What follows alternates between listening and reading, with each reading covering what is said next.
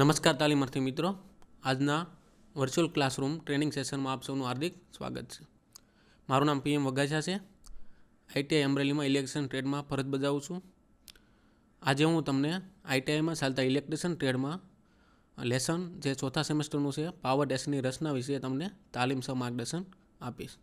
તો આજે આપણે PPBથી શરૂઆત કરીએ, જે લેસન નંબર 24 પાવર ટેસ્ટની રચના વિશે.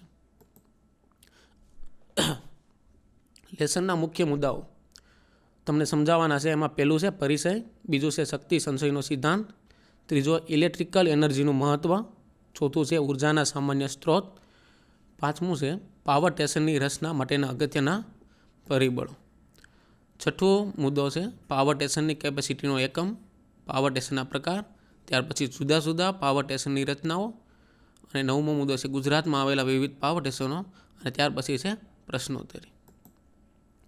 પરિચય છે કે એનર્જીના વિવિધ રૂપોમાં ઇલેક્ટ્રિકલ એનર્જીનું ખૂબ જ મહત્ત્વ છે, તે તમે બધા જાણો છો. વિદ્યુત શક્તિ આપણા જીવન સાથે એવી રીતે વણાઈ ગઈ છે કે જેના વગરના જીવનની કલ્પના પણ આપણે કરી શકતા નથી. વિદ્યુત શક્તિનું ઉત્પાદન પાવર સ્ટેશનમાં કરવામાં આવે છે. દરરોજ આપણે ઇલેક્ટ્રિકલ એનર્જીને વિવિધ સ્વરૂપમાં રૂપાંતર કરીએ છીએ.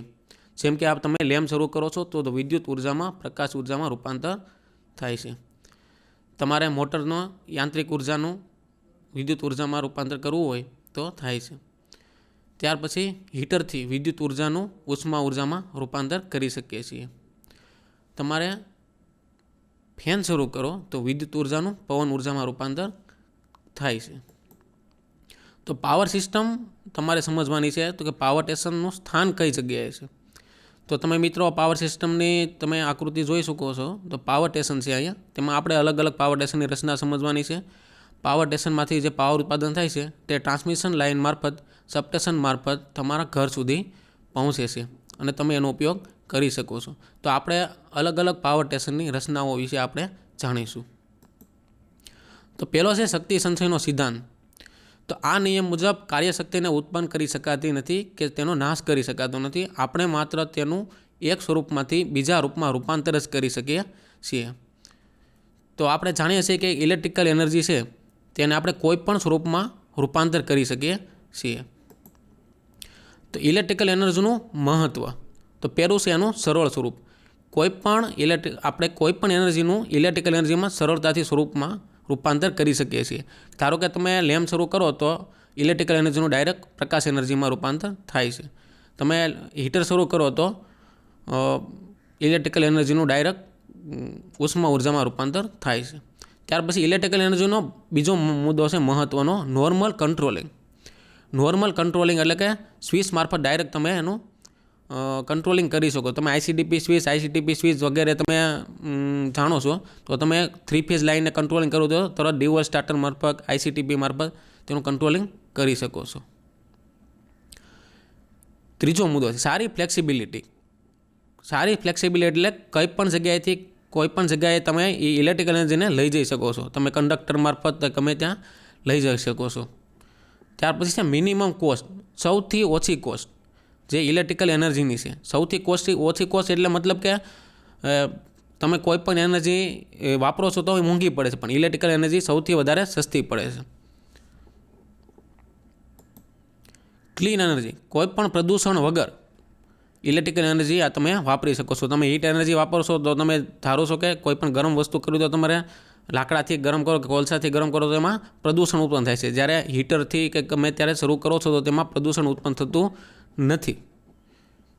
પછી છે high transmission efficiency. High transmission એટલે એક જગ્યાએથી બીજી જગ્યાએ તમારી ઇલેક્ટ્રિકલ એનર્જી લઈ જાવી છે તો સારામાં સારી એફિશિયન્સી તમને મળે છે. તમારે પાવર સ્ટેશનથી એ પાવરને તમારે ઘર સુધી લાવવામાં આવશે તો ઓછામાં ઓછું 96% તમારી એફિશિયન્સી મળે છે. માત્ર 2-3% તમારે ટ્રાન્સમિશન લાઇન લોસ થાય છે. તો ઉર્જાના સામાન્ય સ્ત્રોત વિશે તમે તાલીમાર્થી મિત્રો જાણતા હશો કે પહેલો છે સૂર્ય, સોલાર ઉર્જા, બીજું છે પવન અને ત્રીજું છે પાણી. એ ઉર્જાના સામાન્ય સ્ત્રોત છે. અને ચોથું છે બળતણ, જે કોલસો, ઓઇલ અને ગેસ હોય છે. અને પાંચમું છે રેડિયો એક્ટિવ પદાર્થ, જે યુરેનિયમ, જે તમારે ન્યુક્લિયર પાવર સ્ટેશનમાં તમે એનો અભ્યાસ કરી શકશો. તો હવે પાવર સ્ટેશનની રચના વિશેના પસંદગીના મુખ્ય મુદ્દાઓ. કોઈપણ પાવર સ્ટેશન ગવર્મેન્ટ કે પ્રાઇવેટ કંપનીએ સ્થાપવું હોય તો તેના પસંદગીના મુદ્દાઓ ધ્યાનમાં લેવામાં આવે છે. બધા પસંદગીના મુદ્દાઓ બરાબર થાય છે ત્યારે જ પાવર સ્ટેશનનું સ્થાપન થાય છે. તો પહેલું છે લોડ સેન્ટરની નજીક.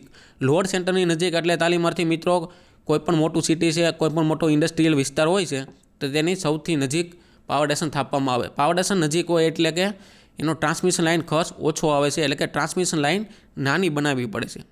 નાની હોય એટલે કે શોર્ટ લાઇન હોય એટલે ટ્રાન્સમિશન લાઇનનો ખર્ચ ઓછો આવે. બીજું છે પાણીની જરૂરિયાત. થર્મલ પાવર સ્ટેશન, પછી ન્યુક્લિયર પાવર સ્ટેશનમાં બધામાં કેમ છે કે એમાં કુલિંગ ટાવરમાં પાણી જોઈએ, વરાળને ઠંડી કરવા માટે પાણી જોઈએ, વરાળ બનાવવા માટે પાણી જોઈએ છે. તો બધા માટે પાણીની ખૂબ જ જરૂરિયાત છે. એટલે કે કોઈપણ પાવર સ્ટેશન મોટી નદી, સરોવર કે દરિયા કિનારે સ્થાપવાનું હોવું જોઈએ. એટલે પાણી ખૂબ જ મહત્ત્વનું છે. ટ્રાન્સપોર્ટેશનની વ્યવસ્થા. ટ્રાન્સપોર્ટેશનની વ્યવસ્થા એટલે કે આપણે થર્મલ પાવર સ્ટેશનનો આપણે દાખલો લઈએ કે થર્મલ પાવર સ્ટેશનમાં કોલસા જોઈએ છે તો ટ્રાન્સપોર્ટેશનની વ્યવસ્થા હોવી જોઈએ. કે બિહારથી કે ઝારખંડથી આપણે કોલસો ગુજરાતમાં લાવીએ છીએ તો ટ્રેનની વ્યવસ્થા હોવી જોઈએ. પછી બાંધકામ માટે બધી મશીનરી લાવવાની હોય, સિમેન્ટ, કપસી એ બધું લાવવું હોય તો તેની ટ્રાન્સપોર્ટેશનની વ્યવસ્થા હોવી જોઈએ. વિશાળ પ્રમાણમાં જમીનની જરૂરિયાત. વિશાળ પ્રમાણમાં જમીન હોવી જોઈએ કારણ કે પાવર સ્ટેશન ખૂબ મોટી જગ્યામાં હોય છે. એ માનવ વસવાટથી દૂર. કે ન્યુક્લિયર પાવર સ્ટેશન છે કે થર્મલ પાવર સ્ટેશન છે ત્યાં પ્રદૂષણ ઉત્પન્ન કરે છે, એટલે માનવ વસવાટથી દૂર હોવું જોઈએ. ત્યાર પછી જમીનના પ્રકાર અને બિનખેતી લાયક. જમીનનો પ્રકાર એટલે કે પૂરતી ઊંડાઈએ ખડક મળી રહેવો જોઈએ કારણ કે thermal power station, nuclear power સ્ટેશનમાં શું કે એના પાયા બહુ ઊંડા નાખવા પડે કારણ કે હેવી મશીનરી હોય છે. જો ઓછી જમીનમાં હોય તો વધારે ખર્ચ થાય છે અને ભૂકંપ પ્રતિરોધક બિલ્ડિંગ બનતી નથી. અને બિનખેતીલાયક જમીન હોય છે એટલે એનાથી ખર્ચ ઓછો થાય છે. અને એનો પાવર સ્ટેશનમાં તમે મિત્રો જાણતા હશો કે ઘણી જગ્યાએ વિરોધ થાય છે ખેડૂતોનો. તો બિનખેતીલાયક જમીન હોવી જોઈએ એટલે તે પ્રશ્ન આવે નહીં. રો મટીરિયલની પ્રાપ્યતા. રો મટીરિયલની પ્રાપ્યતા એટલે કે થર્મલ પાવર સ્ટેશન છે તો ત્યાં નજીકમાં કોલસો મળી રહેવો જોઈએ, નહીંતર ટ્રાન્સપોર્ટેશન ખર્ચ કોલસાનો વધે છે. અને ત્યાર પછીનો મુદ્દો છે પાવર સ્ટેશનમાં ભવિષ્યના વિસ્તરણ માટે પૂરતી જગ્યા. પાવર સ્ટેશનમાં ભવિષ્યનું વિસ્તરણ કરવું તો એની બાજુમાં પૂરી જગ્યા હોવી જોઈએ એવો સ્થળ પસંદ કરવું જોઈએ. અને છેલ્લું છે મૂડી ધિરાણ. ખાસ મહત્ત્વનું કે મૂડી ધિરાણ અગત્યનું છે, તે હોય ત્યારે જ પાવર સ્ટેશન બને છે. તો આ બધા મુદ્દા ભેગા થાય ત્યારે એક પાવર સ્ટેશનની રચના થાય છે. પાવર સ્ટેશનની કેપેસિટીનો એકમ. હવે પાવર સ્ટેશનની કેપેસિટી કેમાં હોય છે તો પાવર સ્ટેશનની કેપેસિટી મેગાવોટમાં હોય છે. 1 મેગાવોટ બરાબર છે તો ત્યાં નજીકમાં કોલ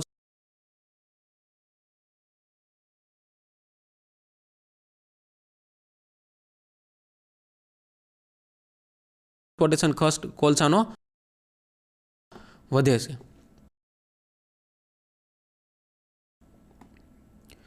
અને ત્યાર પછીનો મુદ્દો છે પાવર સ્ટેશનમાં ભવિષ્યના વિસ્તરણ માટે ભવિષ્યનું વિસ્તરણ કરવું તો પૂરતી જગ્યા. પાવર જગ્યા હોવી જોઈએ એવો સ્થળ પસંદ કરવું જોઈએ. અને છેલ્લું છે મૂડી ધિરાણ. ખાસ મહત્ત્વનું કે મૂડી ધિરાણ અગત્યનું છે, તે હોય ત્યારે જ પાવર સ્ટેશન બને છે. તો આ બધા મુદ્દા ભેગા થાય ત્યારે એક પાવર સ્ટેશનની રચના થાય છે.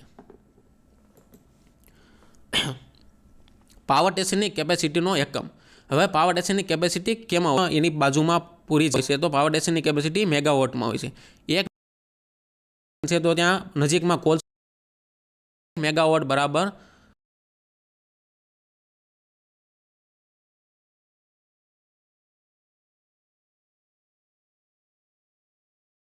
ટ્રાન્સપોર્ટેશન ખર્ચ કોલસાનો વધે છે.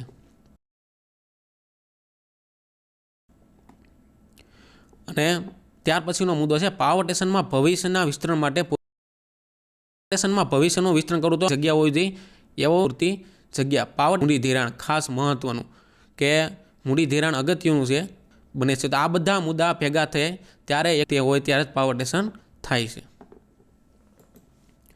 પાવર સ્ટેશનની કેપેસિટીનો એકમ.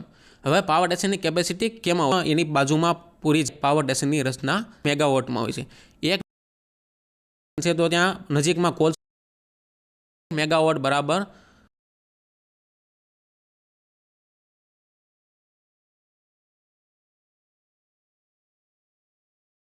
વધે છે. ટ્રાન્સપોર્ટેશન ખર્ચ કોલસાનો અને ત્યાર ભવિષ્યના વિસ્તરણ માટે ભવિષ્યનું વિસ્તરણ કરવું તો જગ્યા હોવી જોઈએ એવો પૂરતી જગ્યા. પાવર મૂડી ધિરાણ ખાસ મહત્વનું કે મૂડી ધિરાણ અગત્યનું છે બને છે. તો આ બધા મુદ્દા ભેગા થાય ત્યારે તે હોય ત્યારે જ પાવર સ્ટેશન થાય છે. પાવર સ્ટેશનની કેપેસિટીનો એકમ. હવે પાવર સ્ટેશનની કેપેસિટી કેમાં હોય? પાવર સ્ટેશનની રચના એની બાજુમાં પૂરી મેગાવોટમાં હોય છે. એક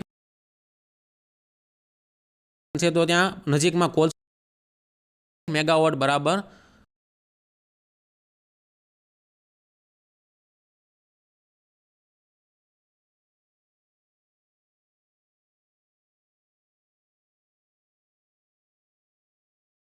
ટ્રાન્સપોર્ટેશન ખર્ચ કોલસાનો વધે છે અને ત્યાર ભવિષ્યના વિસ્તરણ માટે ભવિષ્યનું વિસ્તરણ કરવું તો જગ્યા હોવી જોઈએ એવો પૂરતી જગ્યા. પાવર મૂડી ધિરાણ ખાસ મહત્વનું કે મૂડી ધિરાણ અગત્યનું છે.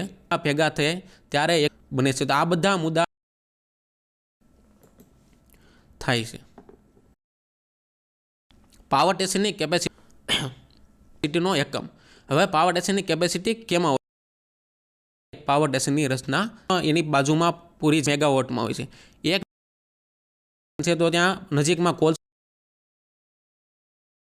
મેગાવોટ બરાબર તે હોય ત્યારે જ પાવર સ્ટેશન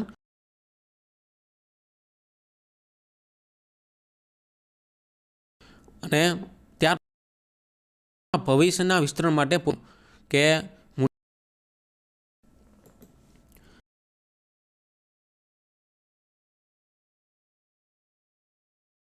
અને ત્યાર ભવિષ્યના વિસ્તરણ માટે કે